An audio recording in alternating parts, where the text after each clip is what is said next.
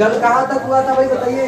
आधा मात्रा विघटित होने का मतलब कोई रिएक्शन स्टार्टिंग में जीरो था तो उस समय सांद्रता A0 थी, और जब हमने कहा T हाफ, इसका मतलब आधी मात्रा विघटित हो गई तो बचा कितना? आधा, यानी इसको बोलते हैं A0/2। उसको मैंने इसके समाकलित वेग समीकरण में ही रखा और हल कर दिया। log 2 का वैल्यू ये होता है 0.3010। अभी log की कुछ कैलकुलेशन हम आपको अगले 10 मिनट के अंदर बता देंगे, ठीक है, क्योंकि उसका बहुत ज्यादा रोल है इसमें। तो अब हम निकालेंगे इसका जीवन काल। क्या निकालेंगे भाई? जीवन काल। कल मैंने एक हिंट में बताया था कि प्रथम कोटि की अभिक्रिया का जीवन काल क्या होता है? अनंत होता है या अपरिभाषित होता है, सही ना? इतना ज्यादा समय लगता है कि कैलकुलेशन आप नहीं कर पाएंगे, ठीक। तो देखो, अनंत का पहले जीवन काल का मतलब क्या है? किसी रासायनिक अभिक्रिया को पूरी तरह से होने में लगा समय। पूरी तरह से होना है, इसका मतलब है कि अभिकारक पूरी तरह से क्या बन जाएगा? उत्पाद बन जाएगा, यानी अभिकारक की सांद्रता क्या बचेगी? 0, ठीक है ना? तो यानी जब हम कहें T बराबर 0 हो तो सांद्रता A0 होगी, सही ना? लेकिन हम कहते हैं कि जब T को हम कहते हैं कैपिटल T, यानी जीवन काल निकालना है किसकी? प्रथम कोटि की अभिक्रिया का, तो उस समय सांद्रता क्या बचेगी बताओ? उस समय सांद्रता कितनी बचेगी? 0, ठीक है। तो फॉर्मूला लगाएंगे T बराबर 2.303 अपान K log बेस 10, ऊपर हो जाएगा A0 अपान AT, सही है ना भाई? देखो यहां आ जाएगा 2.303 अपान K log बेस 10। कोई है क्या बाहर? A0 के स्थान पे A0 ही रहेगा, AT के स्थान पे क्या हो जाएगा? 0। और आप सभी लोगों को पता है कि किसी संख्या में जब 0 से भाग दिया जाए, किसी संख्या में 0 से भाग दिया जाए तो क्या आता है? अपरिभाषित, सही ना? इनफाइनाइट और अपरिभाषित में एक छोटा सा अंतर है। इनफाइनाइट का मतलब उसका मान तो है लेकिन आप गणना नहीं कर सकते, लेकिन मतलब देखो, अपरिभाषित का मतलब उसका मान है लेकिन आप गणना नहीं कर सकते, और इनफाइनाइट का मतलब है वो मान ही नहीं है, सही है ना? जैसे अगर हम कह दें कि ये हमारा जो ब्रह्मांड है ये कितना दूर फैला है? अपरिभाषित, न कि इनफाइनाइट। इनफाइनाइट का मतलब जैसे आपने 10 मतलब 1 लोटा पानी लिया, सही ना? उस पानी में जल के कितने अणु हैं ये गिना जा सकता है, लेकिन आप गिन नहीं सकते, तो ये अपरिभाषित है, सही है ना? अपरिभाषित। और इनफाइनाइट का मतलब है कि जिसका अंत ना हो। और देखो, अंत ना होने का मतलब है ना कि आप किसी भी तरह से गणना नहीं कर सकते, किसी भी तरह से नहीं गणना कर सकते। तो जल में एक लोटा अगर आपने जल लिया तो उसके अणुओं की संख्या गिना जा सकता है, लेकिन आप नहीं गिन सकते, वो अपरिभाषित है। लेकिन इनफाइनाइट का मतलब है कि उसका अंत ही नहीं है, उसको काउंट ही नहीं किया जा सकता किसी भी तरीके से, सही ना? तो ये है अपरिभाषित। अपरिभाषित का मतलब यह है कि आप गणना नहीं कर सकते। अब आपने 0 से किसी में भाग दिया तो अपरिभाषित है, और log अपरिभाषित का वैल्यू आपको पता ही नहीं है कितना होगा, इसीलिए T क्या आएगा? सही ना? इससे इसमें गुणा करेंगे तो भाई जब पता ही नहीं है कितना है तो इसका कोई पता नहीं चलेगा, इसलिए T क्या हो जाएगा? अपरिभाषित। इसीलिए कहा जाता है कि प्रथम कोटि की अभिक्रिया कब संपन्न होगी आपको पता नहीं चलेगा। जैसे उदाहरण में देखो, प्रथम कोटि की अभिक्रिया में बहुत सारे जैसे रेडिएशन जो होते हैं, रेडिएशन होने लगेगा तो बहुत लंबा समय लगेगा, और कब समाप्त होगा आपको पता नहीं है। इसका जो समय होता है बहुत लंबे समय होता है, ठीक है? तो ये सब अभिक्रियाएं प्रथम कोटि की अभिक्रिया है। किसी कोई दिक्कत है इसमें? तो आपने जब अर्ध आयु निकाला था शून्य कोटि का तो उसका भी परिभाषित था। प्रथम शून्य कोटि का जीवन काल निकाला, वो भी परिभाषित था, लेकिन प्रथम कोटि में जीवन काल क्या है? इनफाइनाइट। अब ध्यान सुनो, कुछ लोग के दिमाग का क्वेश्चन हम पहले ही क्लियर कर दे रहे हैं। अर्ध आयु की वैल्यू कुछ ना कुछ है, इसका ये 2 गुना नहीं है, इसका 2 गुना नहीं है, ठीक है? पहली बात यहां से फिक्स हो गया है कि इसका ये 2 गुना नहीं है। अगर 2 गुना होता तो बहुत करते, इसमें 2 से मल्टीप्लाई करते थे, 2 3 6 2 9 18 और 2 6 12, 1.2 18 था ना, 1.386 ऐसा कुछ आता अपान के, सही ना? लेकिन इतना नहीं है, ये 2 गुना नहीं। इससे क्या पता चल रहा है? वो सुनो कि प्रथम आधी मात्रा विघटित होने में कुछ समय लग रहा है जो कि आप गणना कर सकते हैं, लेकिन उसके बाद जो ग्राफ आता है ना वो कुछ इस तरह से दिखेगा।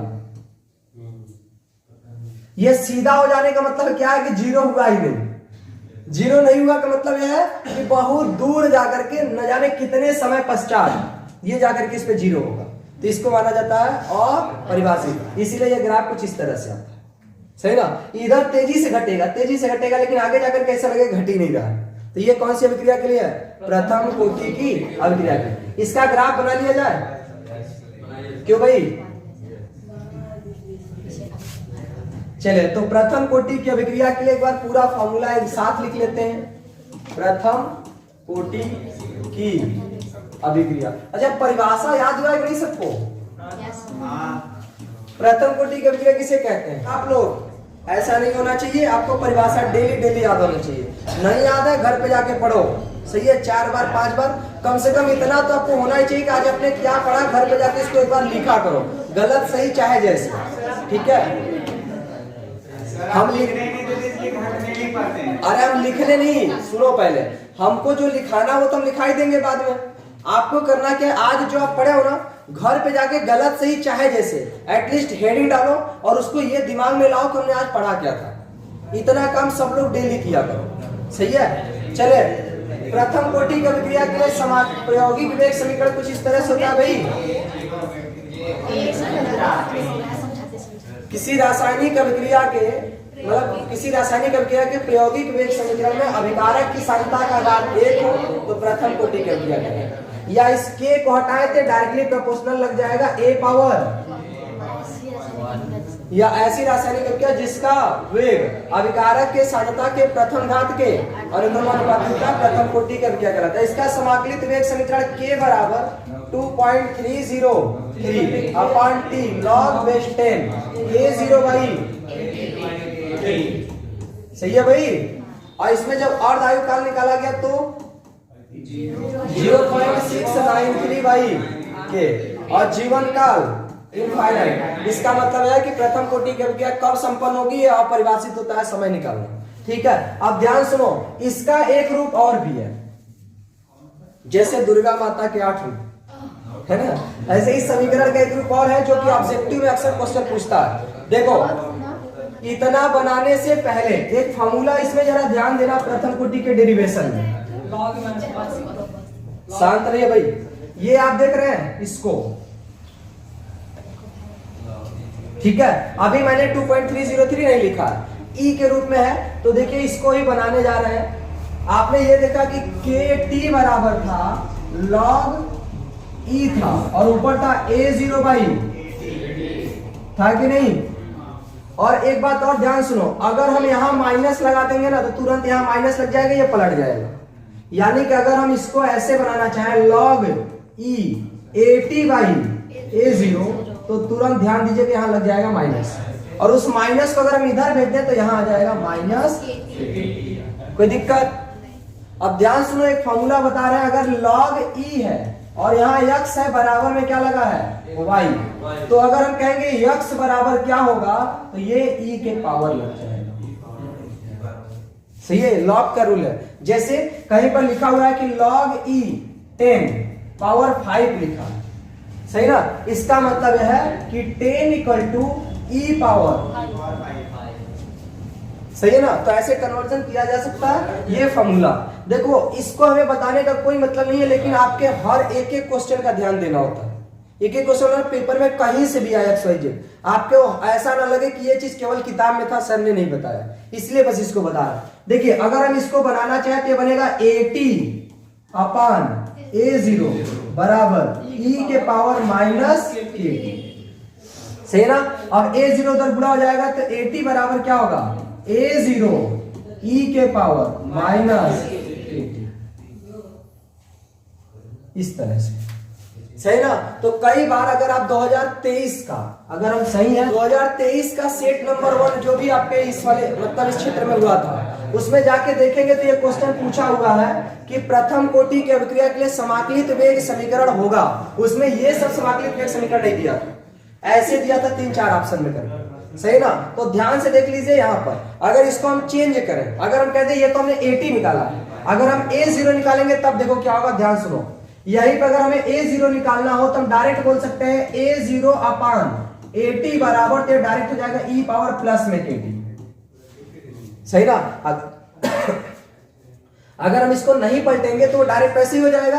तो अगर हम a0 बराबर निकालेंगे तो बताओ क्या होगा, 80 इंटू ई के पावर k। सही है, दोनों एकदम ध्यान से समझना कि अगर 80 है तब तो यहाँ e के पावर माइनस के टी आएगा, और अगर a0 है तो 80 यहाँ जाएगा तो e के पावर प्लस के टी आएगा। ये दोनों आप याद रखिएगा, सही है, क्योंकि ये ऑब्जेक्टिव में क्वेश्चन आते हैं और 2023 में भी आता है, 2024 के अपने इस क्षेत्र में नहीं आता, लेकिन जब आंसर निकालेंगे ना तो कई सेट में पेपर होता है एक जगह का, मतलब एक साल का, तो उसमें अलग अलग सेट में ये क्वेश्चन कई जगह पूछा गया है। ठीक है, तो आप ये बात ध्यान दीजिएगा, दोनों ये प्रथम कोटि की अभिक्रिया के लिए। अभी आप जब फिजिक्स अभी पढ़ रहे हैं ना, फिजिक्स में चैप्टर नंबर में भी एक चैप्टर का नाम है रेडियो एक्टिविटी, रेडियो एक्टिवता, जिसको हिंदी में रेडियो धर्मिता कहते हैं, सही ना। वो चैप्टर नंबर 7, 22 या 23 है फिजिक्स का, 12th का, अभी 7 सिलेबस से कट गया, उसमें ये डेरिवेशन है, कराया गया है। ठीक है, जैसे आप लोग ना अभी केमिस्ट्री में क्या पढ़े थे, परमाणु संरचना, सही ना, नाभिक की संरचना सब पढ़े थे कि नहीं, बोर का नियम, रदरफोर्ड का मॉडल, ये सब पढ़े हो ना। तो ये सारे मॉडल अभी आपको फिजिक्स में दोबारा से मिलेंगे, चैप्टर का नाम होगा परमाणु संरचना। इसीलिए जो लोग 11 पढ़े उनके लिए वो चैप्टर बहुत ज्यादा आसान हो जाएगा। उसी में मिलेगा स्पेक्ट्रम, हाइड्रोजन स्पेक्ट्रम, श्रेणी याद है कितनी होती है, 5, लाइमन, बामर, पास्चर, ब्रैकेट, फुल, यहाँ से 5 नंबर का क्वेश्चन आपके बोर्ड पेपर में रहेगा, सही है। तो ये बात ध्यान देना, वो फिजिक्स के टॉपिक बन जाता है, लेकिन था केमिस्ट्री में भी, जो कि 11 में ऑलरेडी पढ़ा दिया गया है। तो ध्यान समझिए, ये भी किसके अभिक्रिया के समाकलित एक समीकरण है, प्रथम कोटि के। बस इतना ध्यान देना कि 80 निकालेंगे तो e के पावर में माइनस लगेगा, और अगर a0 निकालेंगे तो e के पावर में प्लस लगेगा। कोई दिक्कत, ये किसके लिए है, प्रथम कोटि।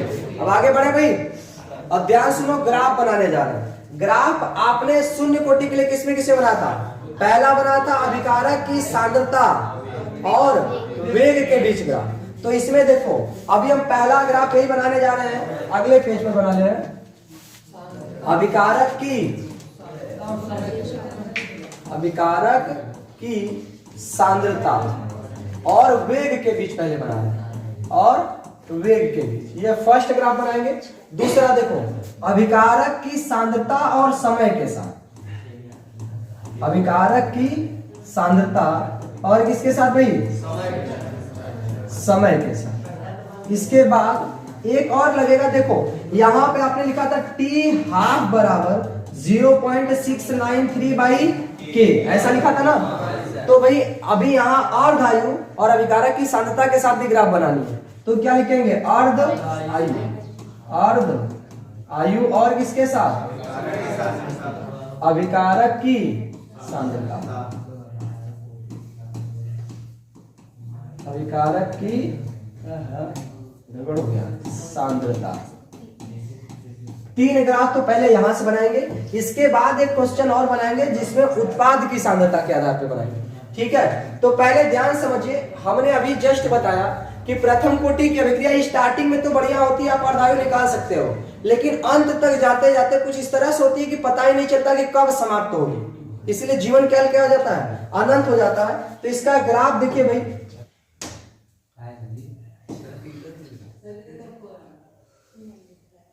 नहीं दिख रहा, ये होगी,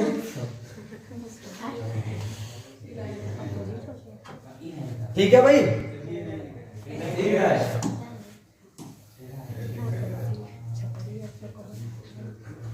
कलर यहां से चेंज नहीं कर सकते, इसीलिए जाने दीजिए, जैसे है बस उसे देखे जो समय व वेग में ग्राफ खींचना, सॉरी, ठीक है ना। तो यहां क्या खींचेंगे भाई, समय और वेग। तो देखिए, जैसे जैसे समय बढ़ता है वैसे वैसे अभिक्रिया की वेग क्या होती है, घटती है। स्टार्टिंग में तेजी से घटती है, बाद में एकदम स्लो तरीके से अभिक्रिया की वेग घटती है और बहुत ही कम हो जाएगी। तो एक बात बताओ, कौन से समय पर, इधर हम समय बढ़ाते जाएंगे, समय बढ़ता जाएगा, एक समय ऐसा आएगा जब इसकी सांद्रता 0 होगी, तो बोलेंगे कि अभिक्रिया का वेग कंप्लीट हो गया। तो आपको ये बात पता है कि कितना समय हो जाए अभी 0 होगा ही नहीं, क्योंकि इनफाइनाइट आपने निकाला था ना, अपरिभाषित।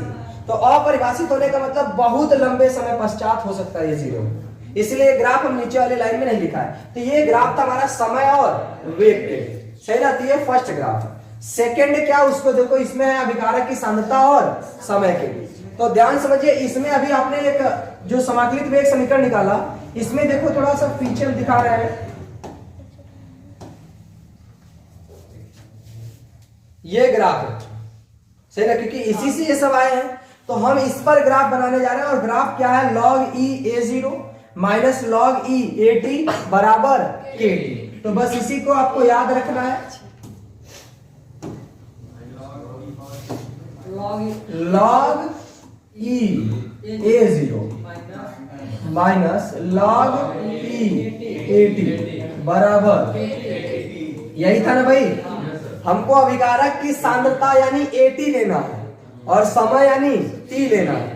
तो एक काम करते हैं, इसी का वैल्यू निकालते हैं, इसको उधर भेजेंगे तो प्लस में हो जाएगा।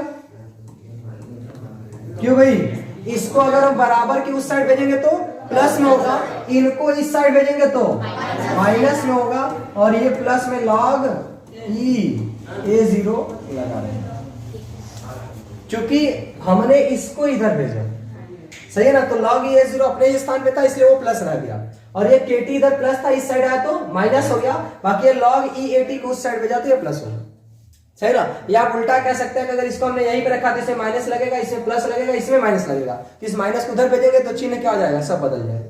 ठीक है, तो ये हमारा हो गया। देखो अगर हम इसको पूरे को y अक्ष पे दिखाएं और इस पूरे को x अक्ष पे दिखाएं, तो ये हो जाएगा आपका m, और सॉरी ये कांस्टेंट c हो गया, और ये t को हम दिखाएंगे x अक्ष पे, तो y बराबर m x प्लस c के रूप में। एक सरल रेखा का समीकरण है, लेकिन मूल बिंदु से नहीं जाएगा।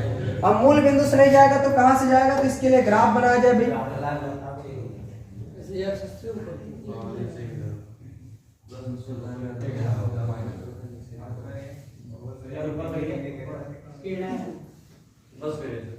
ठीक है भाई, ध्यान समझिए, ये है 0, हम इधर की तरफ दिखाने जा रहे हैं किसको, समय, किसको दिखा दिया गया, समय, और इधर की तरफ अभिकारक की सांद्रता, अभिकारक की सांद्रता, वो भी किसके रूप में, log e at के रूप में। जैसे जैसे हम इधर जाएंगे ये बढ़ेगा, ठीक है, और इधर की तरफ क्या बढ़ेगा, समय। समय हमारा मिनट सेकंड कुछ में भी हो सकता है, उससे कोई दिक्कत नहीं है। अब ध्यान समझिए, अगर हम कह दें, ध्यान सुनो, अगर हम कहते हैं t क्या हो 0, t क्या हो 0, तो log e at कितना आएगा, इसके बराबर, तो t 0 हो जाएगा, ये खत्म, कितना आएगा log e a0, और a0 मैक्सिमम वैल्यू है, यानी कि कहीं ना कहीं इसमें कुछ ऐसा वैल्यू आएगा जो किसको दिखाएगा, log, इस साइड दिखाना चाहिए उसको, लेकिन हमारे पास जगह नहीं है इसलिए इधर दिखा दे रहे हैं, log e a0, ये यहां से यहां तक की वैल्यू, ठीक है। और जब t 0 रहेगा तो हमारा log at यहीं पे रहेगा, log at कहां रहेगा, log a0 के बराबर, क्योंकि अभिक्रिया स्टार्टिंग में है t 0 पर। जैसे ही कुछ हम समय बढ़ाएंगे, मान के चलो हमने समय के यहां पहुंचा दिया, तो t का कुछ ना कुछ वैल्यू होगी, तो जब t की वैल्यू होगी तो उस k में मल्टीप्लाई होगा, और उतना ही k इसमें से आपको घटाना पड़ेगा, यानी कि माइनस की तरफ होगा, तो ग्राफ किधर जाएगा, नीचे। ऐसे ही नीचे जाते जाते कुछ इस तरह से देखने को मिलेगा, तो ग्राफ किधर गया भाई, नीचे साइड, सही है। और हाँ, ये ऐसे जाते जाते जाते जाते कहीं ऐसा आएगा जहां पर क्या हो जाए, काट दे, तो ऐसा माना जाएगा कि वही हमारे अभिक्रिया के लिए क्या है, अभिक्रिया समाप्त हो गई, जीवन काल हो गया। लेकिन आपको ये बात ध्यान देनी है कि ये लॉग में है, इसलिए आपको ग्राफ लग रहा है कि कट जाएगा, लेकिन जरूरी नहीं है कि ये ग्राफ कहां कटेगा, कितने समय पश्चात कटेगा, ये कोई फिक्स वैल्यू नहीं है, ठीक है। तो ये एक सीधी रेखा प्राप्त हो रही है, और इस सीधी रेखा से आप गणना कर सकते हैं, काल्पनिक गणना, कि ये जहां पे जाकर के इस ग्राफ को काट देगा, उस समय जो भी समय रहा होगा वही अभिक्रिया का क्या कहलाएगा, जीवन काल कहलाएगा, ठीक है। तो ये हो गया अभिकारक की सांद्रता और समय के बीच में, ठीक है। अगला क्या है भाई, अर्ध आयु और अभिकारक की सांद्रता, अर्ध आयु और अभिकारक की सांद्रता, ध्यान समझिएगा। ये हो गया x अक्ष और ये हो गया, उल्टा बोल देते हैं क्या, ये कौन सा अक्ष है, x अक्ष, और ऊपर वाला यह y। फॉर्मूला बताओ जरा क्या था, टी हाफ बराबर 0.693 बाई, यही था। इसी से हमको क्या बनानी है, ग्राफ। इसमें कहीं भी A0 है, कहीं भी A0 है, यानी प्रारंभिक सांद्रता, अभिक्रिया की जो प्रारंभिक सांद्रता है उस पर टी हाफ बिल्कुल भी डिपेंड नहीं करता, सही ना। लेकिन एक बात बताओ, प्रारंभिक पर तो डिपेंड नहीं करेगा, लेकिन के लगा हुआ है और इसमें के वेग पर निर्भर नहीं करता, क्योंकि वेग तो कभी भी बढ़ता घटता रहेगा और ऐसे ही आपका के भी बढ़ता घटता रहेगा, क्योंकि प्रायोगिक वेग समीकरण क्या था, ए बराबर सॉरी आर बराबर के ए, सही ना। तो के बराबर क्या हो जाएगा, आर बटे ए। और आप यहां पे एक बात ध्यान से सुनिएगा, अगर हम ए को बढ़ाएंगे, सांद्रता को बढ़ाएंगे तो वेग भी बढ़ेगा, सांद्रता घटाएंगे तो वेग घटेगा। ये हमेशा के लिए, किसी भी अभिक्रिया के लिए, अगर आप सांद्रता बढ़ाएंगे तो वेग बढ़ेगा, सांद्रता घटाएंगे तो वेग घटेगा। केवल एक है जिसका नाम है शून्य कोटि की अभिक्रिया, ये सांद्रता बढ़ाने से कोई फर्क नहीं पड़ेगा। बाकी सब अभिक्रियाओं के लिए सांद्रता बढ़ाएंगे तो वेग बढ़ेगा, क्योंकि जितनी ज्यादा मात्रा होगी उतनी तेजी से वो विघटित होगा। अब अगर दोनों समान अनुपात में बढ़ रहे हैं या दोनों समान अनुपात में घट रहे हैं, इसका मतलब है कि के फिक्स रहेगा और के नियत रहेगा। तो अभी के समय में जो टी हाफ है वो ए के बढ़ाने या घटाने से कोई परिवर्तन नहीं होगा। इसीलिए अगर हम इधर दिखा दें आपको क्या चीज, A0 यानी सांद्रता, अभिकारक की सांद्रता AT, मतलब टी समय पश्चात जो भी बचा उससे मतलब नहीं है। और इधर की तरफ हम क्या दिखा दें, टी हाफ दिखा दें। तो इधर जो भी सांद्रता बची है उस पर कभी भी अर्धवायु डिपेंड नहीं करेगा, क्योंकि यहां लगा है के, और के मतलब कांस्टेंट। के का मतलब कांस्टेंट नहीं हो तो कांस्टेंट का अंग्रेजी सी से होता है। के यहाँ एक स्थिरांक है जो कि नियत रहेगा, और नियत रहेगा किस समय अभिक्रिया के वेग पर कोई फर्क नहीं पड़ेगा, और अभिक्रिया का अर्धवायु कैसे रहेगा, सीधा। आप सांद्रता बढ़ाइए घटाइए, अर्धवायु में कोई परिवर्तन नहीं, कोई दिक्कत। लेकिन इस चैप्टर में आपको, मतलब इस टॉपिक में आपको ये दो केवल आपको ध्यान देने, फर्स्ट और सेकंड। पिछले वाले में भी भले हमने चार्ट बनाया था, लेकिन सब इंपॉर्टेंट नहीं है, कुछ हम अपने तरीके से बना देते हैं। अपने तरीके से मतलब वो किताब में नहीं है, लेकिन जो किताब में है एनसीईआरटी में वो इसमें यही दो, तो इसलिए आपको ध्यान देंगे। तो ये हो गया किसके लिए, प्रथम कोटि की अभिक्रिया के। अच्छा, अब किसी का कहना होगा कि सर उत्पाद पे कैसे डिपेंड करेगा, तो देखिए कोई एक रिएक्शन ए है, इससे क्या बन रहा है, प्रोडक्ट बन रहा है। एक टी बराबर 0 पर हो सकता है, इसकी सांद्रता क्या रही होगी, ए, या A0 मान लेते हैं, इसकी सांद्रता कितनी रही होगी, A0, इसकी सांद्रता 0 होगी। T समय पश्चात हो सकता है इसकी सांद्रता में से यक्स घट जाए तो हम बोलेंगे A0 माइनस यक्स, तो ये कितना बचेगा, यक्स बन जाएगा। अगर हम कहते हैं ऐसी स्थिति में आप अभिक्रिया का वेग समीकरण निकालेंगे तो log E AT के जगह पे क्या आएगा बताओ, AT के जगह पे A0 माइनस यक्स, तो बराबर में माइनस के टी प्लस क्या होगा, लॉग A0, सही ना, यही होगा। अब ध्यान सुनिए, आपको ऐसा लग रहा होगा ना कि यहाँ लॉग का इसमें गुणा करेंगे तो log A0 minus log x हो जाएगा, लॉग A0 से लॉग A0 कट जाएगा। लॉग का ये बिल्कुल भी रूल नहीं है। आप संख्या में काट सकते हैं, लॉग को नहीं काट सकते। इसलिए अगर इसको हम थोड़ा सा और कहीं बताना चाहें तो देखो इसमें बता दें। देखिए इसका फॉर्मूला बनेगा log E A0 by x, सही ना। और इस A0 को इधर भेजेंगे तो माइनस log A0 बराबर में माइनस, कोई दिक्कत।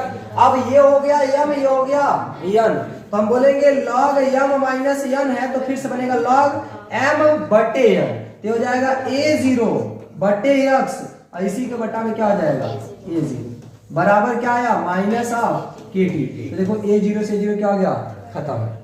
सही रहते हैं। बचा क्या है उसको देखो, ये बचा है log E 1 बाई x बराबर माइनस KT, सही है। और आगे करें, इस x चूंकि हमको पता है 1 बाई x का मान हम नहीं निकाल पाएंगे, इसीलिए हम इसको उल्टा कर रहे हैं। उल्टा का मतलब इसको 1, अभी हमने बताया था ना कि A0 से AT में किए थे, और AT से A0 में करेंगे बस चिन्ह एक बाहर क्या लग जाएगा, माइनस।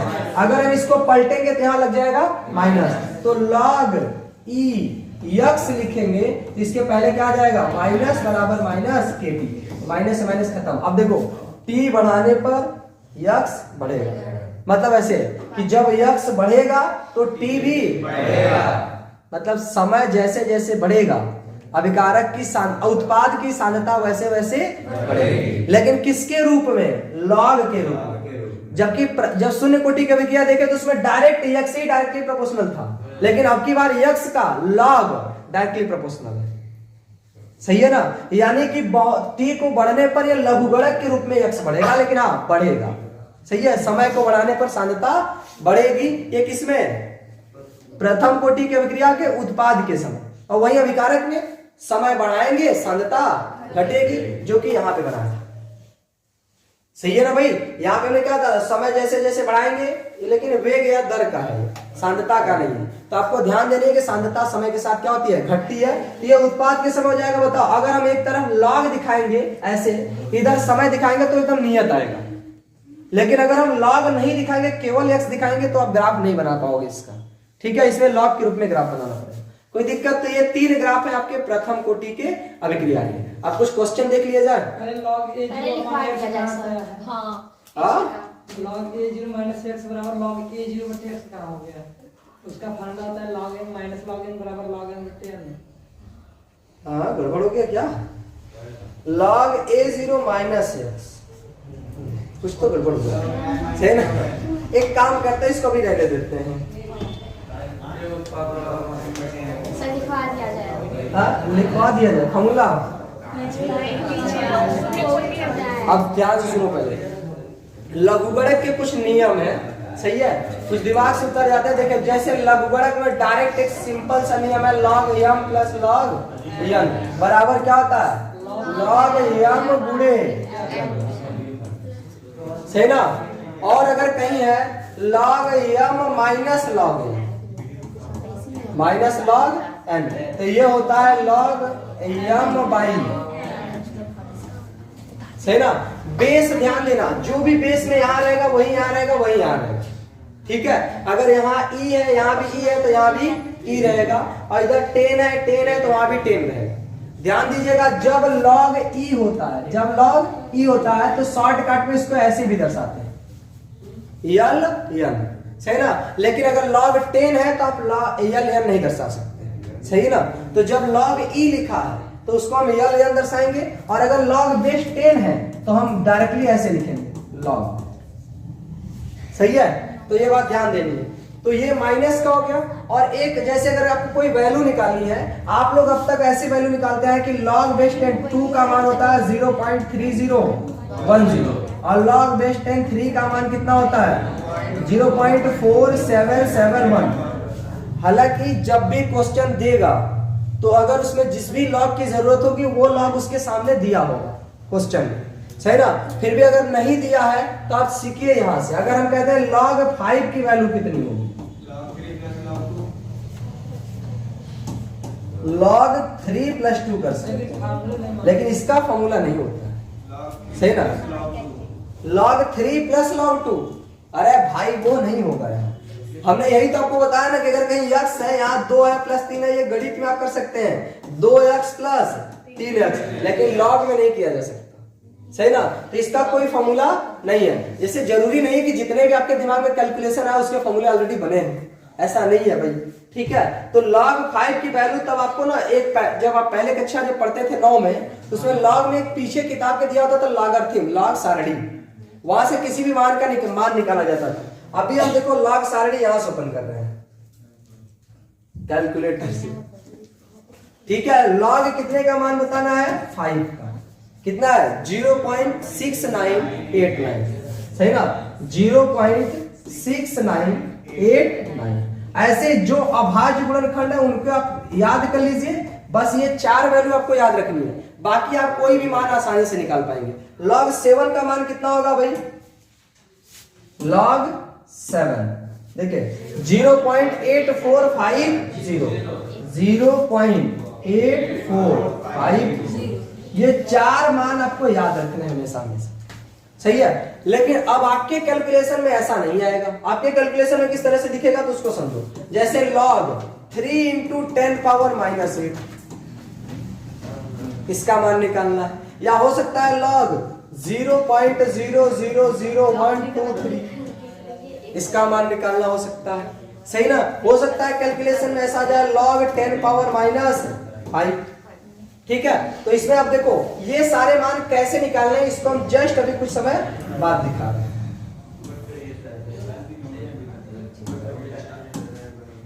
ठीक है, एक और फॉर्मूला सुनो, log m पावर अगर n है, m पावर क्या है, n है, तो ये जो n दिख रहा है ये सामने आ जाएगा ऐसे n log, जैसे यहाँ पे देखो कहीं लिखा हो log 10 पावर -5 की वैल्यू निकालनी है, तो ये log m पावर n दिख रहा है, तो इसमें जो ये n है ना ये पहले आ जाएगा, तो आ जाएगा -5 log, और log 10 की वैल्यू होती है, बात यहाँ log 10 नहीं है, एक फॉर्मूला ही है कि अगर log e हो और यहाँ भी e हो तो इसका मान कितना होता है, 1 होता है। तो मैंने बोला हम लोग कैलकुलेशन ही log 10 पर कर रहे हैं, तो जब log 10 नीचे भी रहेगा बेस पर और ऊपर भी क्या हो जाएगा, 10 हो जाएगा, तो कुछ इस तरह से नहीं दिख रहा है, बेस और घात सेम, इसलिए इसकी वैल्यू क्या हो जाती है, 1। ठीक, कोई दिक्कत।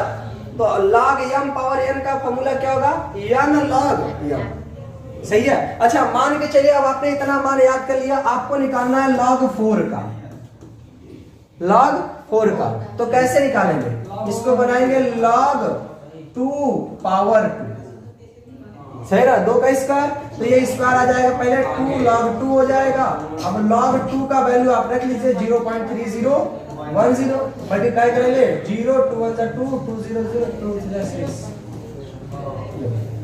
0.6020, ये हो गया आपका log 4 की वैल्यू। अगर log 6 निकालनी हो तो आप इसको ऐसे बना सकते हैं log 2 into 3, ये बन जाएगा log 2 plus log 3, सही ना, m गुणे n बराबर ये फॉर्मूला लगेगा, log m गुणे n बराबर log m plus log n, उल्टा भी याद रखिएगा, अगर log m plus log n बराबर गुणा हो गया तो गुणा कैसे प्लस में हो जाएगा, ठीक है। अब log 2 और log 3 की वैल्यू आपको पता है, रख लीजिए। अगर मान लीजिए log 9 का वैल्यू निकालनी है तो 3 का स्क्वायर, log 3 पावर 2 कर लीजिए, 2 आ जाएगा पहले, 3 हो जाएगा। log 8 का वैल्यू निकालना है तो ये हो जाएगा log 2 का क्यूब, सही है, 3 आ जाएगा पहले, log 2 का वैल्यू रख लेंगे, कोई दिक्कत। तो इस तरह से इस चैप्टर में ये सारे के सारे कैलकुलेशन बहुत काम आएंगे, इसलिए ये सारे की सारी चीजें आप याद रखिए, ठीक है। अच्छा अब बात आती है घात वाला कैसे निकालेंगे, सही ना। देखो इसको आप ऐसे बना सकते हैं, log, ये समझो ये है m और ये है n, तो log m गुणे n दिख रहा है, इसको आप ऐसे बना सकते हैं log 3 plus log 10 power minus, इसका वैल्यू आपको पता है ऑलरेडी, और log इसका वैल्यू कैसे निकालेंगे, तो m पावर n है, -8 आ जाएगा सामने, सही ना। जब -8 सामने आएगा तो बताओ ये क्या बनेगा, log 3, इसका मान आप रख लीजिएगा जो भी है, ये याद रखना है आपको, हो जाएगा -8 log 10 की वैल्यू तो आपको पता ही कितनी होगी, सही है कि नहीं, ये सॉल्व हो जाएगा।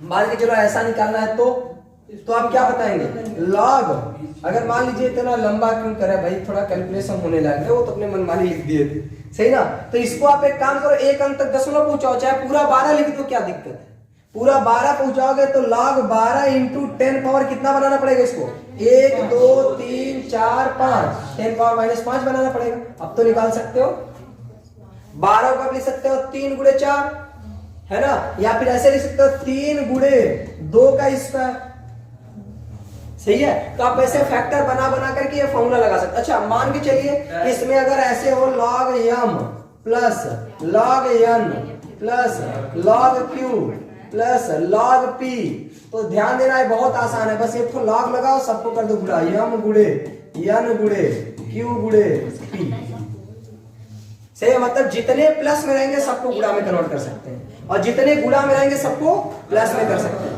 लेकिन आप ये वैल्यू नहीं ढूंढ सकते, जैसे log 2 प्लस 3 है ना, इसको आप नहीं कर सकते log 2 into log 3, नेवर, सही है कि नहीं, कोई दिक्कत। बड़े न्यूमेरिकल में अब कि कल करा एक आध दो करा देते हैं, सही बात। चले ध्यान से सुने, एक क्वेश्चन बोला जाए, मान के चलिए कोई प्रथम कोटि की अभिक्रिया है, शांत रहो, सर 2 दिन से बचाई लिखवाने के लिए हम लोग भूल जाते हैं। हम कहते हैं याद नहीं रहता तो हमको लिखवाइए। ऐसी कोई समझ नहीं है जिसे हम समझ ना सकें। सर हम लोग भूल जाते हैं। सर आप अपलोड भी नहीं करते कि हम देख नहीं पाए। सर किए हैं। शांत रहो। ए भाई इधर ध्यान दो। मान लिया कि माना कोई प्रथम कोटि की अभिक्रिया है जो 20% पूर्ण होने में 20% पूर्ण होने में 75 मिनट लेती है। कितना मिनट भाई? 75 मिनट लेती है। तो बताइए इसे 90% पूर्ण होने में 90% पूर्ण होने में कितना समय लगेगा?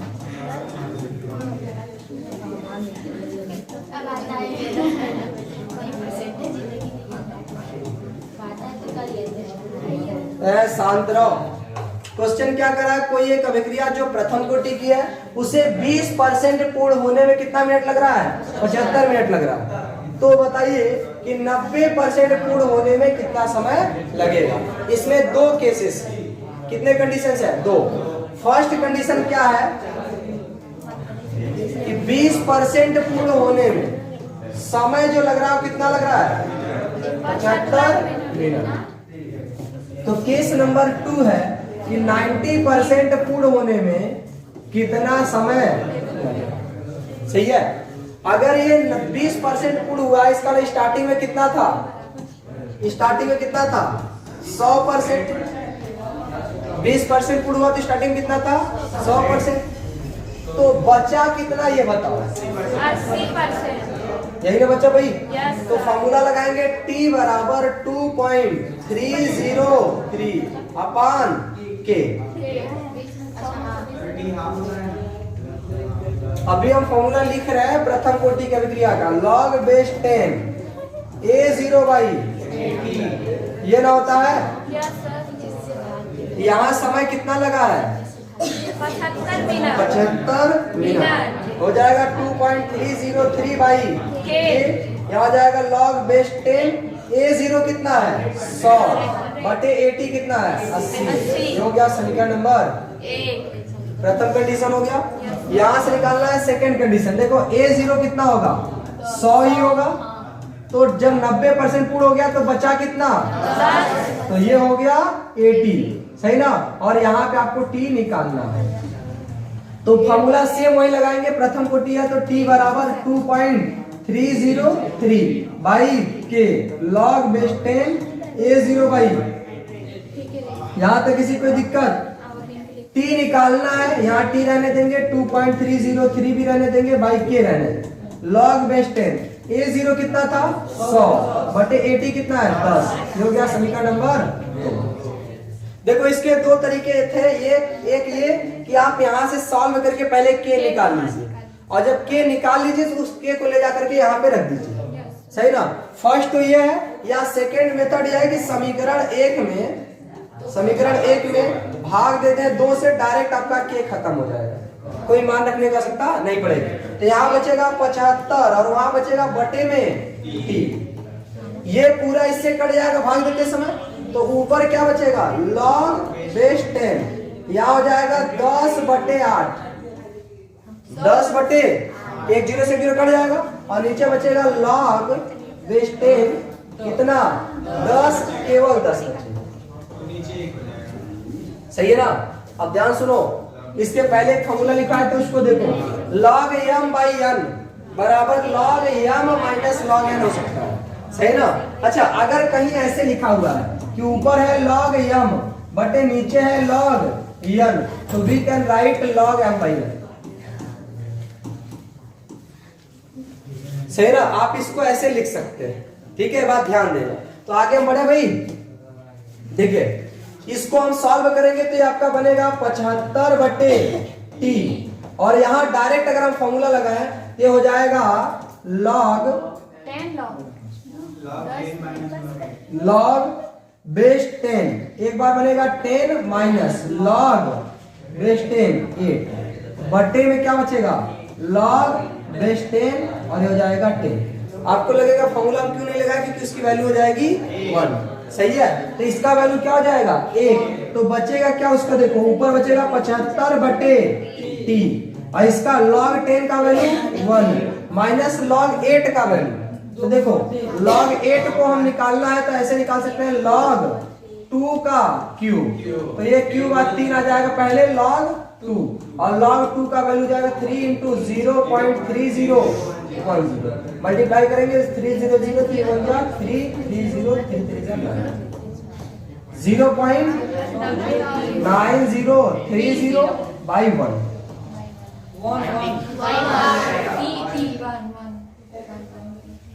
बटे क्या आ जाएगा log बेस 10 है तो इसका मान 1 है।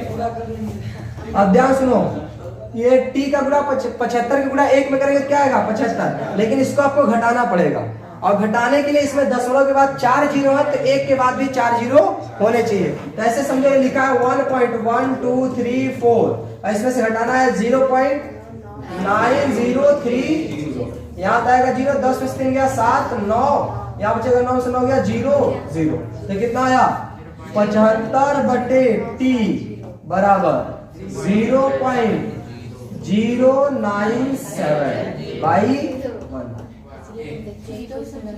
कैलकुलेशन है बढ़िया एकदम, है ना, मैंने बोला था अगले चैप्टर में और भी कैलकुलेशन बढ़िया मिलेगा।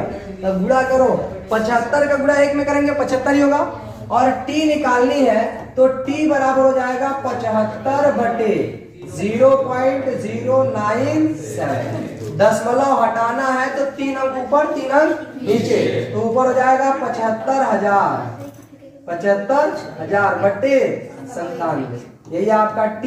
सॉल्व करेंगे तो देखो भाग दिया जाए, ये 750 है 9 है 9 8 72 8 7 56, यानी 8 बार में ज्यादा चला जाएगा, समय कितना बार जाना चाहिए 7 बार, भाग दे दिया जाए, चलो क्यों ऐसा हम करते हैं 8 बार में चला जाएगा। कैलकुलेटर करना है नहीं सर, हम लोग भी सीखेंगे, आप लोग भी सीखेंगे। 75,000 में भाग देना है कितने से 97, 773.19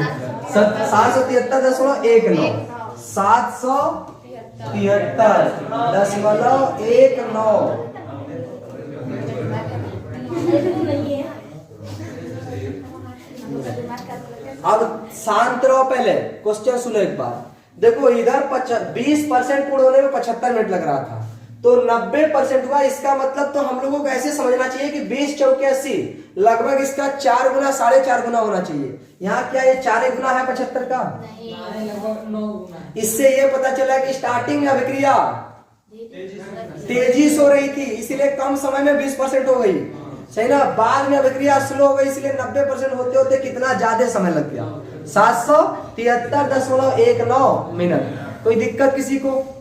ये है प्रथम कोटि की अभिक्रिया, सही है भाई? सर ऐसे लोगों को द्वितीय कोटि का भी पढ़ना है। बिल्कुल, लेकिन आपके सिलेबस है केवल जीरो और प्रथम कोटि के लिए, लेकिन हम आपको द्वितीय कोटि का भी पढ़ाएंगे, सही है ना। तभी छोड़ेंगे, उसके पहले बस सोचना कि नहीं छूट जाओगे।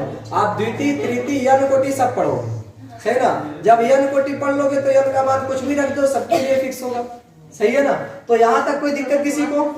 ये क्वेश्चन समझ आया? चलिए अब इसके आगे हम लोग